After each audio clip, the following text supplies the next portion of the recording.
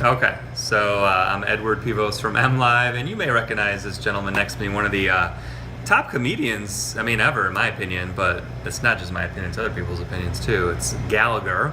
And Gallagher's in town for a big show at Andiamo, and here we are in Ann Arbor, which is great.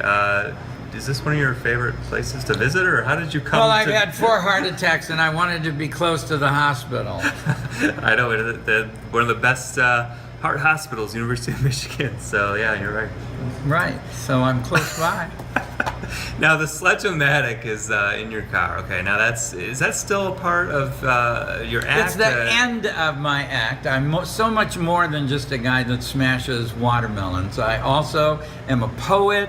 I'm an inventor. I've got a patent on new software for slot machines for when gambling goes online. I am who I pretend to be. I can't get away from it. I just had one Sledge-O-Matic question. That's it, and I'll never mention it again. I've always wanted to know, do you just have one? Like, what if it breaks? Has it ever broken in a show? Like, No, how many a do you hammer have with doesn't you? break. The handle could break if I was stupid enough to have a really tiny handle, but I always have a good, thick piece of oak. I was a carpenter. I know my wood. There you go. I was a chemist also. I was a cab driver. I've done a lot of different things in life so that I can bring it all to the stage. If you weren't a comedian, then what would you have been, a chemist, or what would you have wanted to do? Oh yeah, I would be a subatomic particle physicist. I would be an astronomer. I'd be working on cancer. I'd be talking about atoms and electrons. I love it. I'm a scientist. Now, didn't you have your farewell tour like 2 years ago? Like, yes. What's going on? I think it's it. great that you're back. Like, listen, I failed my farewell tour and didn't die. I had planned, I don't know, it felt like I was going to die.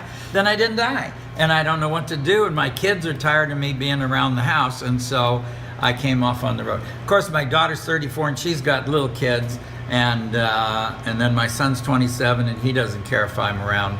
So I'm off on the road I'm actually just staying away.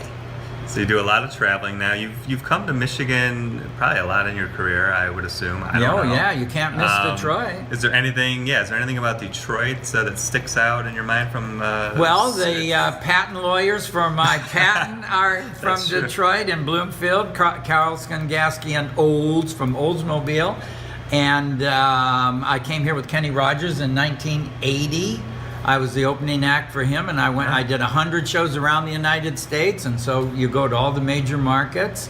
And I sued my brother here in patent copyright court in Detroit. Was it here in Michigan where you sued? It was in Detroit.